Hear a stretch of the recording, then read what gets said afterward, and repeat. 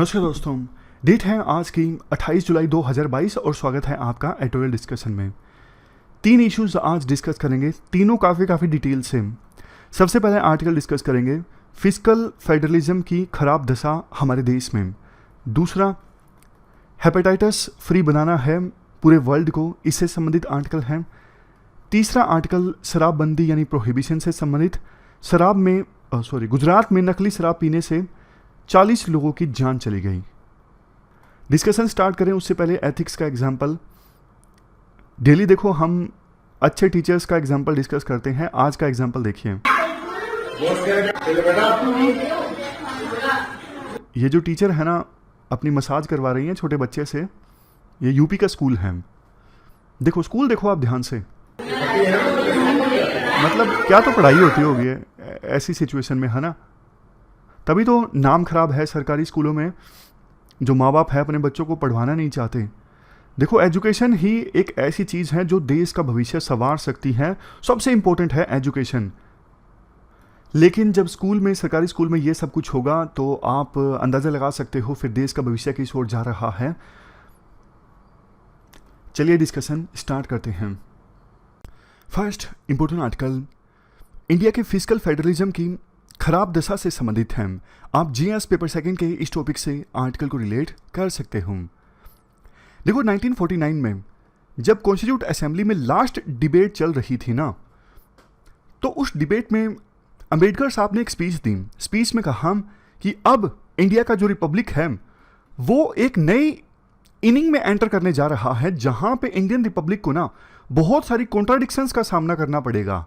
Contradictions जैसे कि देखो, पॉलिटिकल इक्वालिटी तो आ गई थी संविधान बनने के बाद में। जैसे ही संविधान को अडॉप्ट किया गया, पॉलिटिकल इक्वालिटी आ गई। पॉलिटिकल इक्वालिटी मतलब 1 पर्सन 1 वोट। वो सारे लोग जिनकी एज 18 साल से ऊपर है उनको वोट देने का अधिकार मिल गया। लेकिन पॉलिटिकल डोमेन में इक्वालिटी आ गई, इकोनॉमिक और सोशल डोमेन में इक्वालिटी नहीं आई। सोशल डोमेन में इक्वालिटी इसलिए नहीं आई, आपको पता है आज़ादी के बाद भी काफ़ी सालों तक, इवन आज भी कुछ हद तक कुछ कास्ट के लोगों के साथ में डिस्क्रिमिनेशन होता है। आपको पता है भेदभाव होता है, खास करके रूरल एरियाज में कहीं कहीं जगह पर। और ना ही इकोनॉमिक डोमेन में इक्वालिटी आज की। जब देश आज़ाद हुआ था 90% लोग तो देखो गरीबी रेखा से नीचे आते थे, कुछ ही लोगों के पास में पैसा था। तो ना अंबेडकर साहब की स्पीच के अगेंस्ट नेहरू जी ने जवाब यह दिया कि चिंता मत कीजिए, हम प्लानिंग प्रोसेस से इन इनइक्वालिटीज को कम करने की कोशिश करेंगे। और शुरुआत भी हुई। फिस्कल पावर को ना ज़्यादा सेंट्रलाइज किया गया सेंट्रल गवर्नमेंट के हाथ में। सोचा यह गया था सेंट्रल गवर्नमेंट अगर मजबूत होगी ना तो देखेगी कि देश में कहाँ कहाँ पे डेवलपमेंट ज़्यादा है, कहाँ पे कम है, तो डेवलपमेंट को बैलेंस करने की कोशिश करेगी सेंट्रल गवर्नमेंट। और पूरे देश के समाज में भी कुछ डोमेन्स में यूनिफॉर्मिटी लाने का काम करेगी। जैसे डिस्क्रिमिनेशन नहीं होना चाहिए, डिस्क्रिमिनेशन को रोकने के लिए कानून भी आया था बाद में। बट राइटर का यहाँ पे ना मेन कंसर्न जो है वो ये है कि सेंट्रल गवर्नमेंट के हाथों में जो पावर है ना अब और ज़्यादा सेंट्रलाइज हो गई है पिछले कुछ सालों में। और इसका नतीजा ये निकला है, सेंट्रल गवर्नमेंट की फिस्कल कैपेसिटी जहाँ मजबूत हुई है और विभिन्न स्टेट्स की जो फिस्कल कैपेसिटी है वो कमज़ोर हुई है। जैसे देखो जीएसटी आ गया। जीएसटी आने के बाद में विभिन्न स्टेट्स की जो पावर है ना टैक्स लगाने की, वो काफ़ी डाइल्यूट हो गई है। क्योंकि बहुत सारे टैक्स जैसे सेल्स टैक्स, वैट, ये सब मर्ज हो गए जीएसटी में। अब कुछ ही चीज़ों पर टैक्स लगाया जा सकता है स्टेट गवर्नमेंट के द्वारा, जैसे इलेक्ट्रिसिटी के ऊपर, पेट्रोलियम के ऊपर, पेट्रोल एंड डीजल के ऊपर, और उसके अलावा लिकर के ऊपर यानी शराब के ऊपर। मेन तो देखो यही चीज़ें हैं जिनके ऊपर अभी भी स्टेट्स के पास टैक्स लगाने की पावर है। अदरवाइज ज़्यादातर चीज़ें तो अब जीएसटी में सब्ज्यूम हो गई हैं, मर्ज हो गई हैं। जीएसटी से टोटल जितना रेवेन्यू प्राप्त होता है वो फिर शेयर होता है विभिन्न स्टेट्स के साथ में। हिस्टोरिकली देखो, फिस्कल ट्रांसफर मतलब सेंटर से स्टेट्स को कितना पैसा मिलेगा, दो इंस्टीट्यूशंस डिसाइड करते थे, एक प्लानिंग कमीशन और दूसरा फाइनेंस कमीशन। प्लानिंग कमीशन तो आपको पता है जब 1990 में एलपीजी रिफॉर्म्स आए, मार्केट पे ज़्यादा फोकस होने लगा, प्लानिंग कमीशन का रोल उसके बाद कम होने लगा। क्योंकि मार्केट पे ही सब कुछ अगर फोकस रहेगा तो प्लान करने की जरूरत ही क्या पड़ेगी ना। धीरे धीरे तो फिर 2014 आया, 2014 में नई सरकार चुन के आई तो प्लानिंग कमीशन को खत्म ही कर दिया गया, इसकी जगह नई बॉडी आई, नीति आयोग। अब बात रही दूसरे इंस्टीट्यूशन की, फाइनेंस कमीशन। फाइनेंस कमीशन देखो आज के समय में सबसे इंपॉर्टेंट इंस्टीट्यूशन है जो डिसाइड करता है रेवेन्यू शेयरिंग कैसे होगा सेंटर और स्टेट के बीच में। पहले तो देखो सिर्फ इनकम टैक्स और यूनियन एक्साइज ड्यूटी, इनसे जो रेवेन्यू मिलता था ना सेंट्रल गवर्नमेंट को, सिर्फ उसी रेवेन्यू को शेयर किया जाता था स्टेट्स के साथ में। लेकिन 2000 के बाद में अब डोमेन इंक्रीज हो गया है, बाकी टैक्सेस से जो रेवेन्यू प्राप्त होता है वो भी शेयर किया जाता है स्टेट्स के साथ यूनियन गवर्नमेंट के द्वारा। राइटर कहते हैं प्रॉब्लम देखो ये है, ये जो बॉडी है ना फाइनेंस कमीशन, ये काफ़ी ज़्यादा पॉलिटिसाइज्ड हो चुकी है, ये आर्बिट्ररीनेस से काम करती है और ज़्यादातर समय यूनियन गवर्नमेंट का साथ देती है, क्योंकि यूनियन गवर्नमेंट ही डिसाइड करती है कि फाइनेंस कमीशन के मेंबर कौन कौन होंगे। इसके बाद राइटर पॉइंट रेज करते हैं, देखो पिछले कुछ सालों में हुआ कुछ ऐसा है कि यूनियन गवर्नमेंट जो है ना वो फिजिकली बहुत ज़्यादा स्ट्रोंग हो गई है। स्टेट्स तो सिर्फ ऐसा लगता है फाइनेंस के मामले में यूनियन गवर्नमेंट की एजेंसी बन गए हैं, जबकि देखो हमारा जो फेडरलिज्म का मॉडल है ना वो होल्डिंग टुगेदर फेडरलिज्म का मॉडल है, ना कि कमिंग टुगेदर फेडरलिज्म का मॉडल। डिफरेंस क्या है? जैसे देखो यूएस में क्या हुआ था, 50 स्टेट्स हैं, 50 स्टेट्स एक मंच पे आए, उन्होंने डिसाइड किया चलो हम मिलके एक देश बनाते हैं जिसका नाम होगा यूनाइटेड स्टेट्स ऑफ अमेरिका। लेकिन हमारे देश में ऐसा थोड़ी था, पहले इंडिया का निर्माण हुआ और उसके बाद सुविधा के अनुसार इंडिया को अलग अलग राज्यों में डिवाइड कर दिया गया। पॉइंट क्लियर है? ऐसा तो नहीं था ना कि झारखंड, छत्तीसगढ़, उत्तराखंड ये राज्य आए हों एक साथ और बोले कि हाँ चलो मिलके इंडिया का निर्माण करते हैं। नहीं, इनका तो खुद का निर्माण इन राज्यों का 2000 में हुआ है। तो ये डिफरेंस है। हमारे देश में पार्लियामेंट के थ्रू किसी भी राज्य की बाउंड्री को इंक्रीज किया जा सकता है, मतलब एरिया को इंक्रीज किया जा सकता है, उस राज्य को 2 राज्यों में डिवाइड किया जा सकता है, लेकिन यूएस में ऐसा नहीं हो सकता। तो पॉइंट यहां पे ये है, बल्कि देखो आज़ादी से पहले जब गवर्नमेंट ऑफ इंडिया एक्ट 1935 आया था ना, इस एक्ट के अकॉर्डिंग बल्कि प्रोविंसेस के पास यानी राज्यों के पास में ज़्यादा पावर थी, और जैसे ही देश आज़ाद हुआ उसके बाद राज्यों को कम पावर दे दी गई। नया संविधान एडॉप्ट किया गया ना आज़ादी के बाद, तो नए संविधान के अकॉर्डिंग बल्कि पावर्स जो मिली प्रोविंशियल गवर्नमेंट्स को वो कम हो गई। रीज़न साफ था, यूनिटी एक बड़ा फैक्टर था। हमारे लीडर्स को लगता था कि यूनियन गवर्नमेंट का स्ट्रोंग होना जरूरी है ताकि देश को एकजुट रखा जा सके। लेकिन देखो CN अन्नादुराई, ये तमिलनाडु के चीफ मिनिस्टर थे, इन्होंने ना 1967 में तमिलनाडु की असेंबली में कहा था मैं भी यही चाहता हूं कि सेंट्रल गवर्नमेंट इतनी स्ट्रोंग होनी चाहिए कि देश की सोवरेनिटी और इंटीग्रिटी को मेंटेन किया जा सके। बट इन्होंने कहा आप ये बताइए एजुकेशन और हेल्थ डिपार्टमेंट ये सेंटर के पास क्यों होने चाहिए, इनका क्या लेना देना देश की इंटीग्रिटी और सोवरेनिटी से।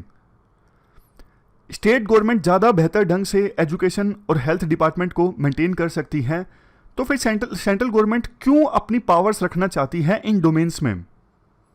उसके बाद देखो DMK की सरकार ने ना एक कमेटी गठित की थी जस्टिस PV राजा मन्नार की अध्यक्षता में 1969 में।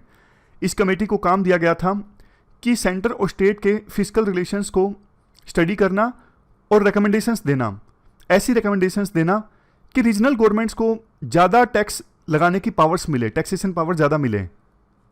हालांकि देखो इस कमेटी ने रिकमेंडेशंस दी बट कुछ खास रिजल्ट उसका निकला नहीं।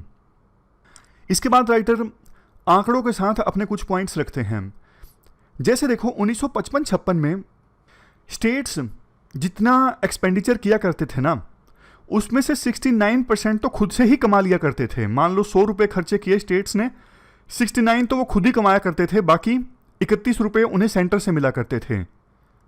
2019-20 में हालत ये हो गई है, स्टेट्स मान लीजिए 100 रुपये खर्चा करते हैं ना, 38 वो खुद से कमाते हैं और 62 रुपीज़ के लिए वो डिपेंड करते हैं सेंट्रल गवर्नमेंट के ऊपर। और देखो पूरे देश में 60% जो खर्चा है वो तो स्टेट गवर्नमेंट्स के द्वारा ही किया जाता है, सिर्फ 40% खर्चा सेंट्रल गवर्नमेंट के द्वारा किया जाता है। एजुकेशन के मामले में 85% खर्चा स्टेट गवर्नमेंट्स के द्वारा किया जाता है और हेल्थ सेक्टर में पूरे देश में 82% खर्चा किया जाता है स्टेट गवर्नमेंट्स के द्वारा। लेकिन बावजूद इसके, जैसा हमने डिस्कस किया, स्टेट गवर्नमेंट्स अपने टैक्स रेवेन्यू को नहीं रेज कर सकते। ज़्यादातर टैक्सेस मर्ज हो गए हैं जीएसटी में। पेट्रोलियम, लिकर और अल्कोहल, ये 3-4 चीज़ें बाकी हैं जिस पर अब स्टेट गवर्नमेंट्स टैक्स लगा सकती हैं। फाइनेंस कमीशन ने देखो, वैसे तो 14 फाइनेंस कमीशन ने ये रेकमेंड किया था कि जितना टोटल रेवेन्यू मिलता है ना सेंट्रल गवर्नमेंट को, मतलब डिवाइड होने वाला रेवेन्यू, सेस जो मिलता है, सेस सरचार्ज, इसे तो डिवाइड करती नहीं ना सेंट्रल गवर्नमेंट। तो जो डिविजनल पूल है ना, जो डिवाइड होता है रेवेन्यू, उसमें से 42% मिलेगा स्टेट्स को, बाकी 58% मिलेगा सेंट्रल गवर्नमेंट को। तो राइटर ये कहते हैं, चलो मान लिया ये रिकमेंडेशन अच्छी भी थी, लेकिन सेंट्रल गवर्नमेंट बहुत चालाक है, अब ना विभिन्न चीज़ों पे ना सेस और सरचार्ज को इंक्रीज कर देती है। और जैसा मैंने आपको बताया, सेस और सरचार्ज से जो रेवेन्यू मिलता है ना सेंटर को, उसे डिवाइड करने की आवश्यकता नहीं होती स्टेट के साथ में। अब ये आंकड़ा देखिए आप, 2012 में ना जितना टोटल रेवेन्यू सेंटर को मिलता था ना, उसमें से सिर्फ 9.43% डिवाइड नहीं होता था रेवेन्यू स्टेट्स के साथ में, क्योंकि इतना परसेंट रेवेन्यू मिला होता था सेंटर को सेस और सरचार्ज से।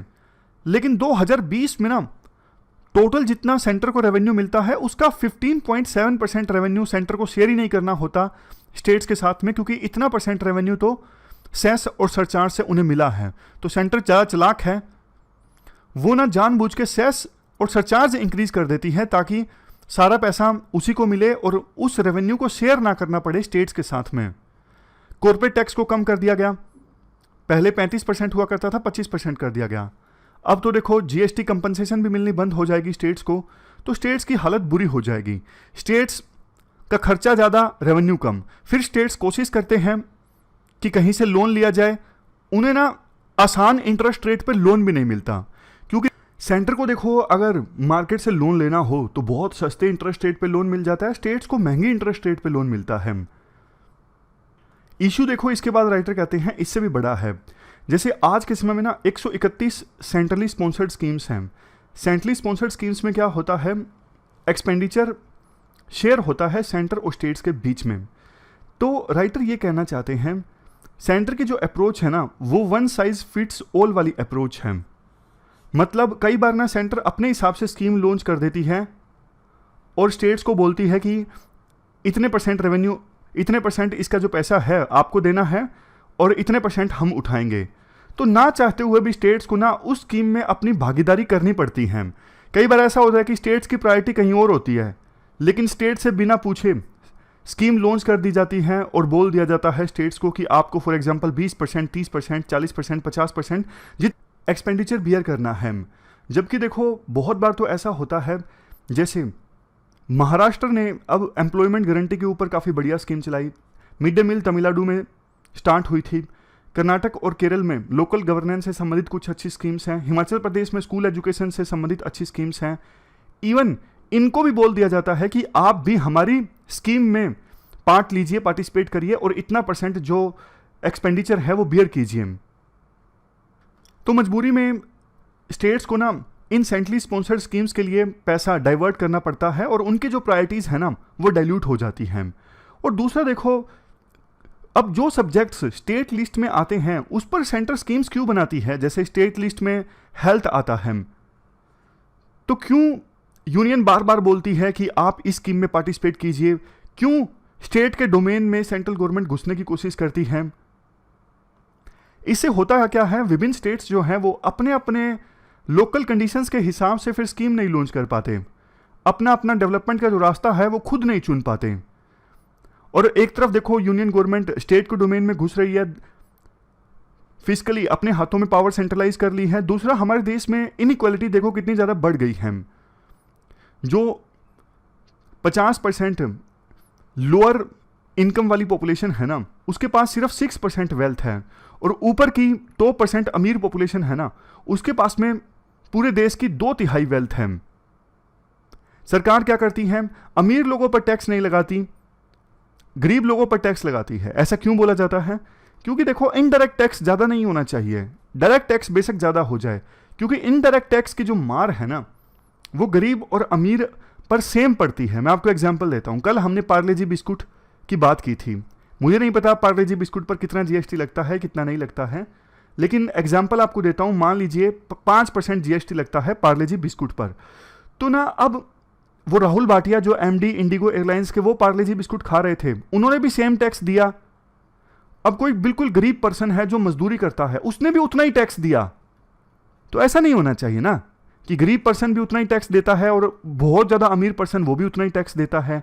लेकिन इनडायरेक्ट टैक्स में यानी जीएसटी में होता यही है, सबके लिए सेम टैक्स है। आप अपना एग्जांपल ले लीजिए।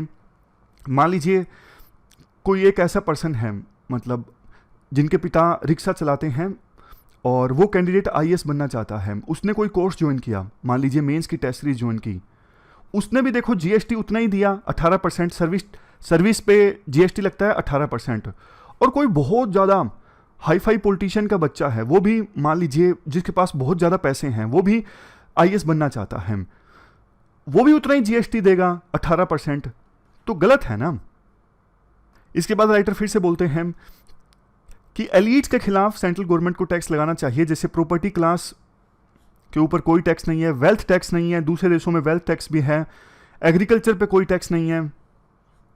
टैक्स टू जीडीपी की रेशो जो है हमारे देश में बहुत कम है, 17%, जबकि इमर्जिंग इकोनॉमीज में ये 21% है, और ओईसीडी में टैक्स टू जीडीपी रेशो ना 34% है।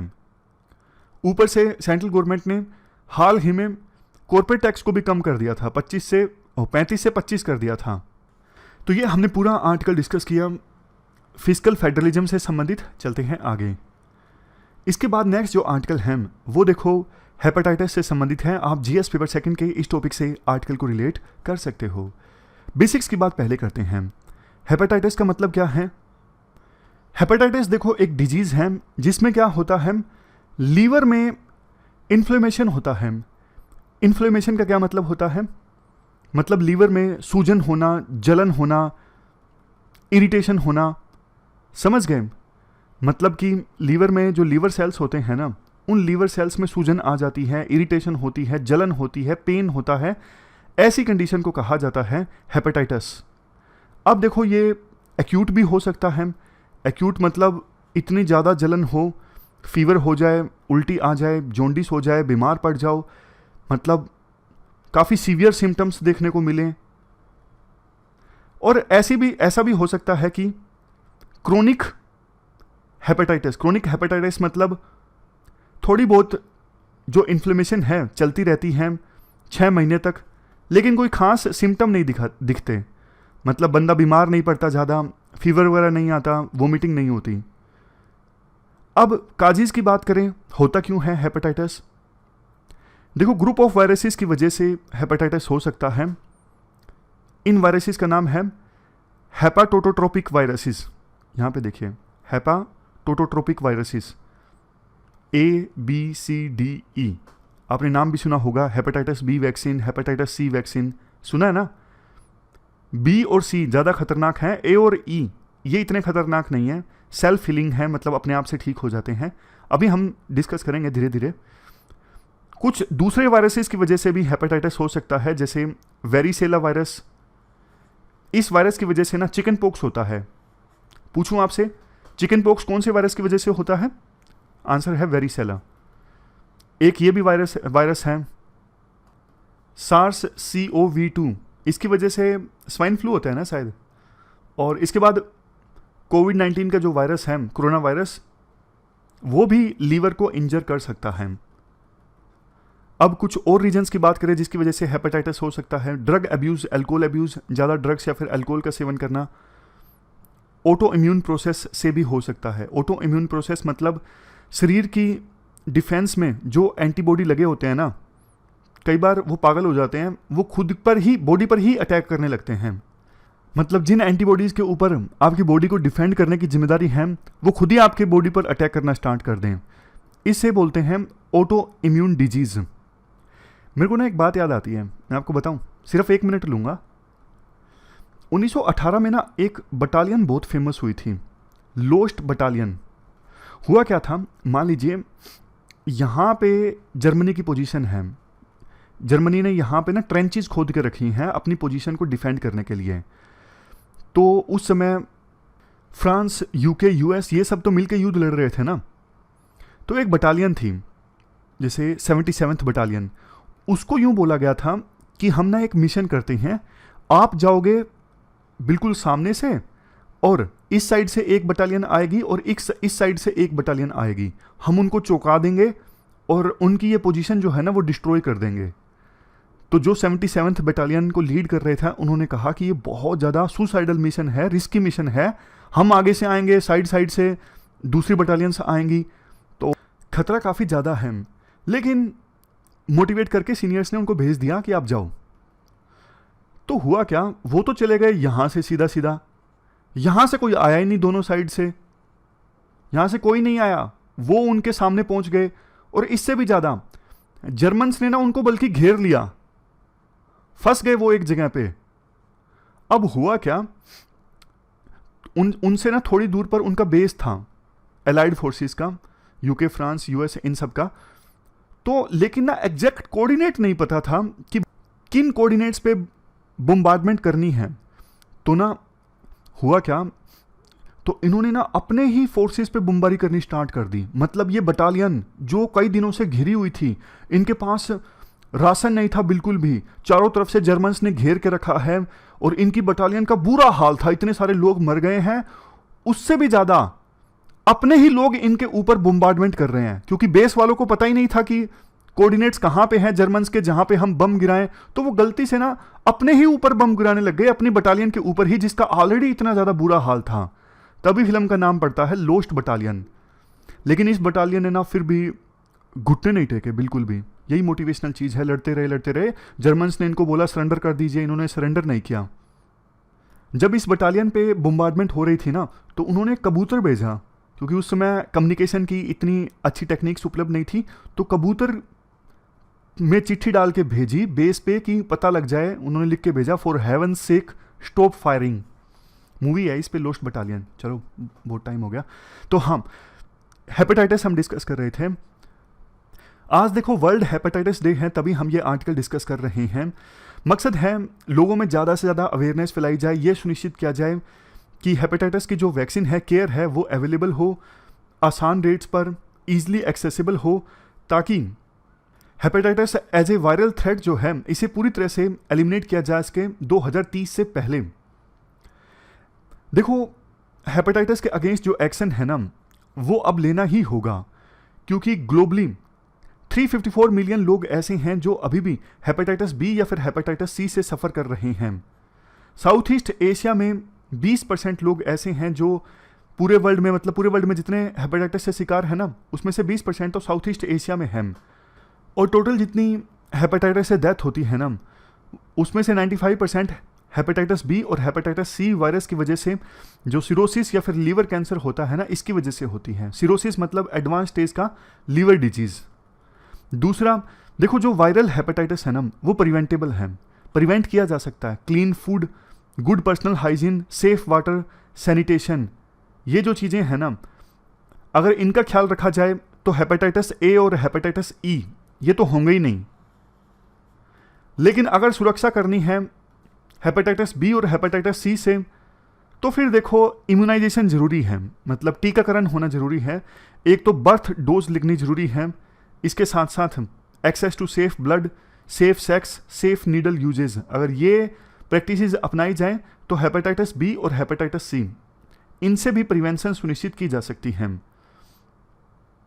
और देखो अगर हेपेटाइटिस बी हो भी जाए तो ना सेफ और इफेक्टिव वैक्सीन्स आज के समय में एग्जिस्ट करती हैं, और वैसे भी नई और पावरफुल एंटीवायरल ड्रग्स डेवलप की जा सकती हैं क्रोनिक हेपेटाइटिस बी और हेपेटाइटिस सी के ज़्यादातर केसेस को एड्रेस करने के लिए। लेकिन इसके लिए चाहिए अर्ली डायग्नोसिस, मतलब अगर डिजीज अर्ली स्टेज में है ना, तब इलाज हो जाए तो सही है। अवेयरनेस कैंपेन चलाने की आवश्यकता है। अगर ऐसा होता है तो 2030 से पहले 4.5 मिलियन यानी 45 लाख जो प्री मेच्योर डेथ हैं उनको प्रिवेंट किया जा सकता है। कई बार देखो ये जो ड्रग्स होती हैं ना, या तो ज़्यादा कॉस्ट पे होती हैं, हर कोई उन्हें अफोर्ड नहीं कर पाता, और कई कम्युनिटीज़ तक तो ये ड्रग पहुंच ही नहीं पाती। लेट डायग्नोसिस होता है जिसकी वजह से ट्रीटमेंट लेट स्टार्ट होती है, तब तक काफ़ी देर हो चुकी होती है। ये भी एक रीज़न है।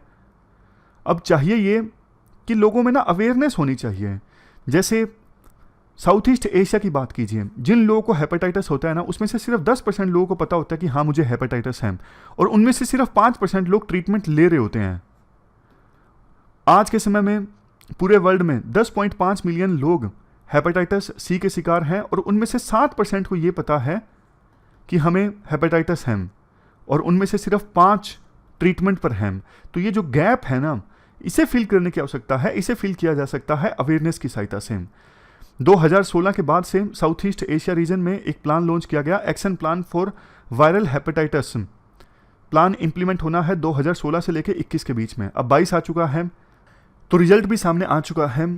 9 देशों ने देखो जो तीसरी डोज है ना हेपेटाइटिस बी वैक्सीन की, उसकी 90% कवरेज इंश्योर कर ली, और 4 देश ऐसे हैं साउथ ईस्ट एशिया के जिन्होंने हेपेटाइटिस बी का जो कंट्रोल टारगेट था ना 1% सीरो प्रिविलेंस से कम केसेस सामने आना उन बच्चों के जिनकी एज 5 साल से ज़्यादा है।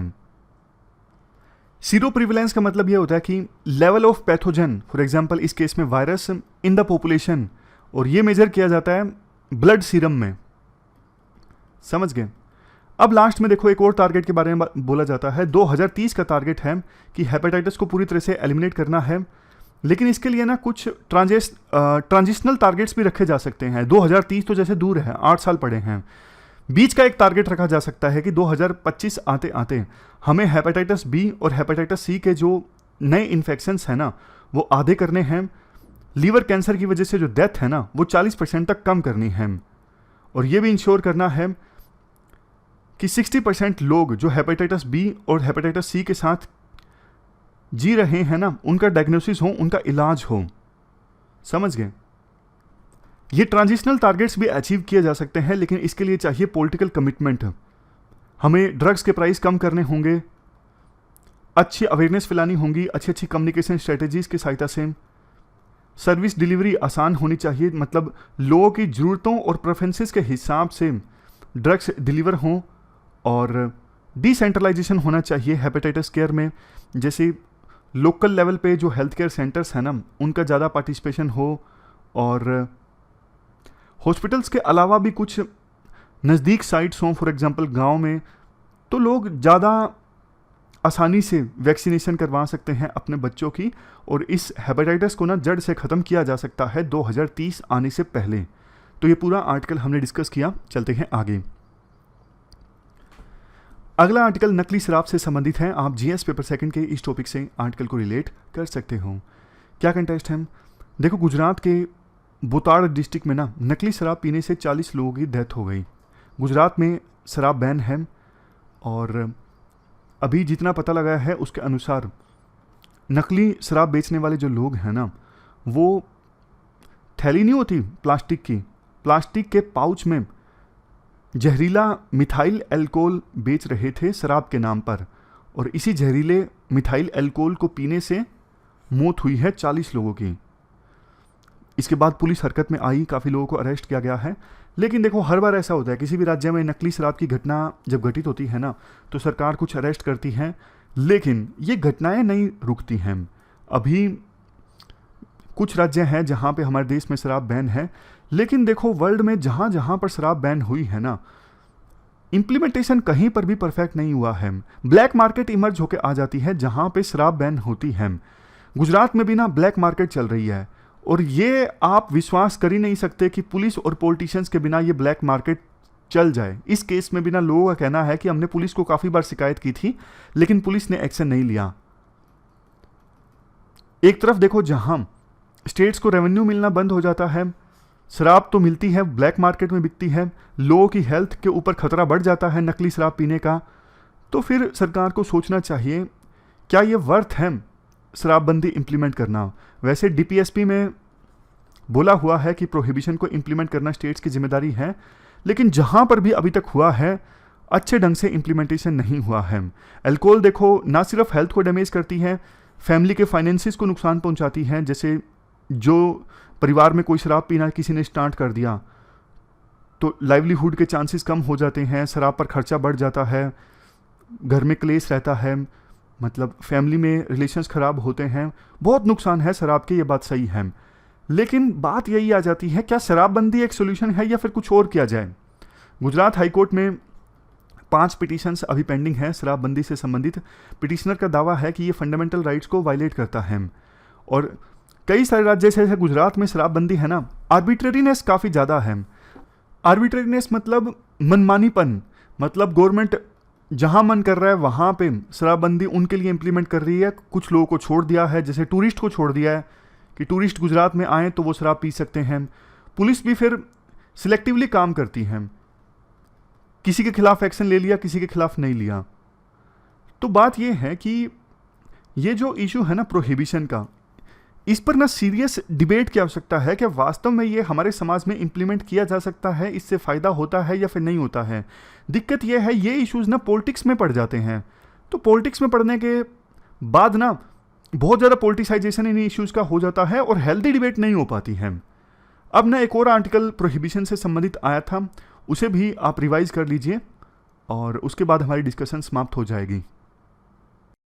अगर देखो प्रोहिबिशन का हम मतलब जाने, मतलब आपको एग्जाम में लिखना हो, legal prevention of the manufacture, storage, transportation, distribution, sale and consumption of alcoholic beverages, मतलब बियर, अल्कोहल, रम, विस्की, सारे जो अल्कोहलिक प्रोडक्ट्स हैं उनकी बात की जा रही है यहाँ पर।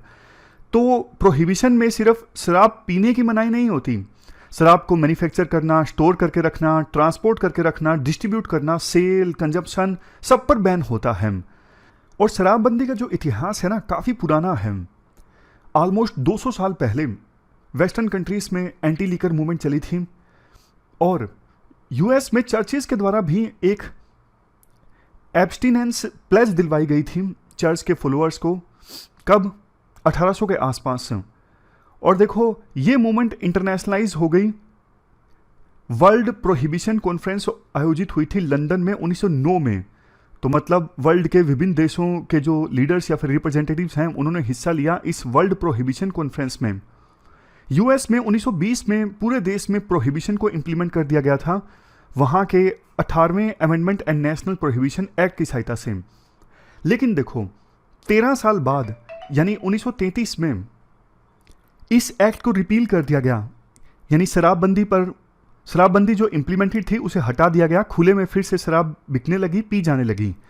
क्योंकि देखो 1929 में ना काफ़ी बड़े क्राइसिस आए थे।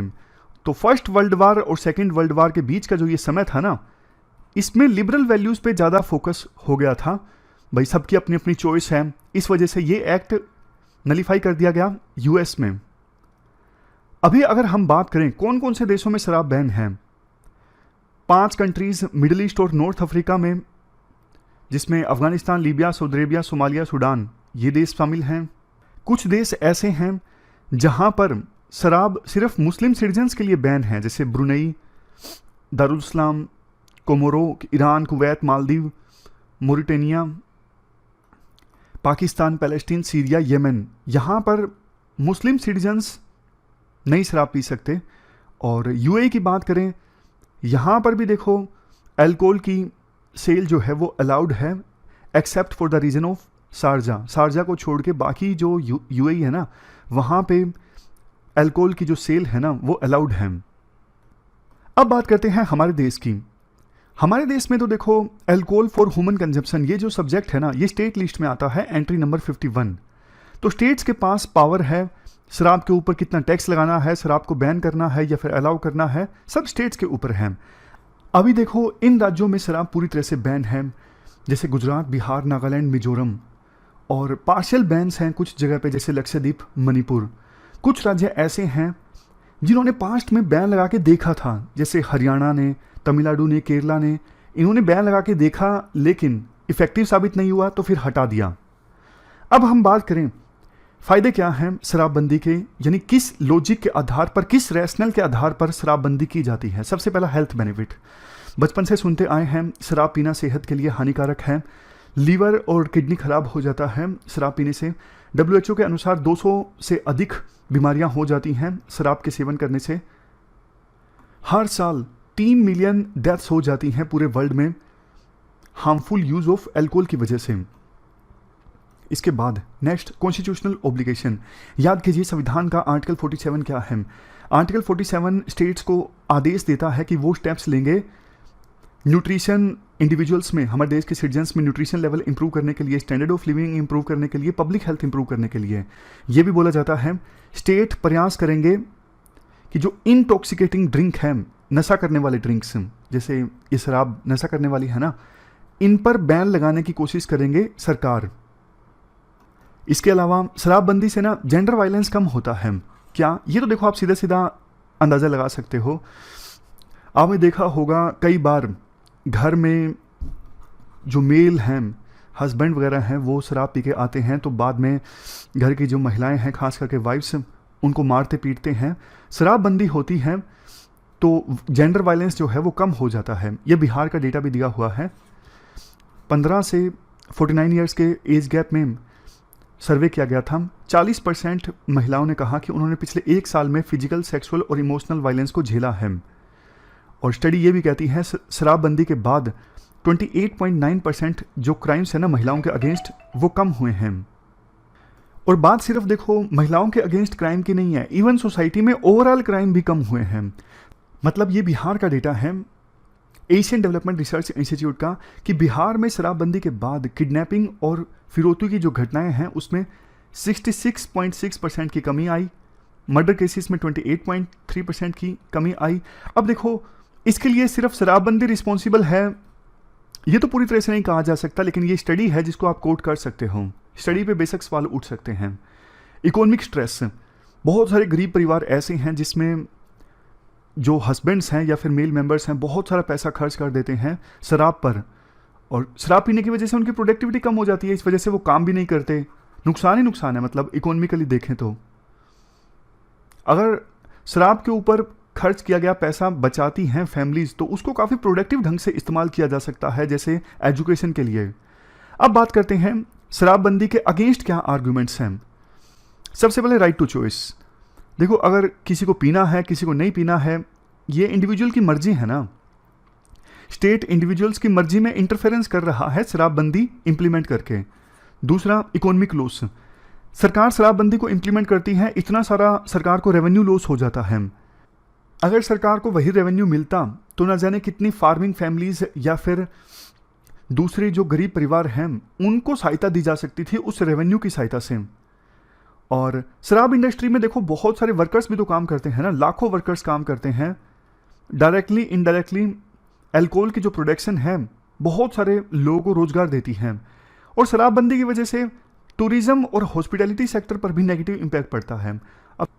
अब जैसे गुजरात में बैन है, बाहर का कोई विदेशी नागरिक गुजरात में मान लीजिए पीना चाहता है तो उसे अवेलेबल नहीं होगी, तो टूरिज्म पर नेगेटिव इम्पैक्ट पड़ेगा। आगे है बूटलेगिंग। बूटलेगिंग होता है अवैध शराब की बिक्री। देखो बेशक शराब बैन हो लेकिन अवैध शराब की बिक्री होती रहती है। अब जैसे बोला जाता है कि गुजरात में नाम का बैन है, बिहार में नाम का बैन है, जिसको पीनी है उसको आसानी से अवेलेबल हो जाती है, उसको पता है शहर में किसके पास में है, वो जाके ले लेता है। तो इस प्रकार से अवैध शराब की बिक्री जो है वो चलती रहती है। और एक नुकसान ये भी होता है ना, नकली शराब बनने लगती है और नकली शराब पीने की वजह से तो लोगों की डेथ भी हो जाती है। नेक्स्ट आर्ग्यूमेंट, देखो शराबबंदी ये सिर्फ ना एक पॉपुलिस्ट मेजर है वोट हासिल करने के लिए, खास करके वुमेन वोटर्स को लुभाने के लिए। शराबबंदी की वजह से जुडिशियल बर्डन भी काफ़ी ज़्यादा बढ़ जाता है। जैसे Bihar prohibition and excise act 2016 के ऑलमोस्ट 2,14,000 केसेस अभी जुडिशरी के सामने पेंडिंग हैं। अब करप्शन भी काफ़ी ज़्यादा होता है। लोकल जो पुलिस है ना वो माफिया के साथ, शराब माफिया के साथ गठबंधन कर लेती हैं। शराब माफिया शराब बेचते रहते हैं, पुलिस को उनका हिस्सा मिल जाता है, लेकिन नुकसान हुआ सिर्फ शराब को, सरकार को। और पहले जैसा चल रहा था, जिसको शराब पीनी है उसको आसानी से अवेलेबल हो जाती है, उसको कई बार महंगी भी मिलती है क्योंकि वो ब्लैक मार्केट से खरीदता है। नेक्स्ट है डायनामिक मोडस ऑपरेंडी। जो शराब माफिया होते हैं ना, काफ़ी डायनामिक मोडस ऑपरेंडी अपनाते हैं, यानी ट्रांसपोर्ट करने के लिए गाड़ियां चेंज करते रहते हैं, स्टोर करने की जो जगह है वो चेंज करते रहते हैं, प्रोडक्शन की जो जगह है वो भी चेंज करते रहते हैं, इसलिए पुलिस उनको पकड़ नहीं पाती चाह के भी। नेक्स्ट है sport by the neighbouring region. अब जैसे देखो गुजरात में बैन है, लेकिन मध्य प्रदेश से शराब सप्लाई हो जाती है गुजरात में, बिहार में बैन है तो झारखंड से आ जाती है, अब दमन से भी आ जाती है गुजरात में। एग्जाम्पल देखिए आप, एग्जाम्पल काफ़ी अच्छा है।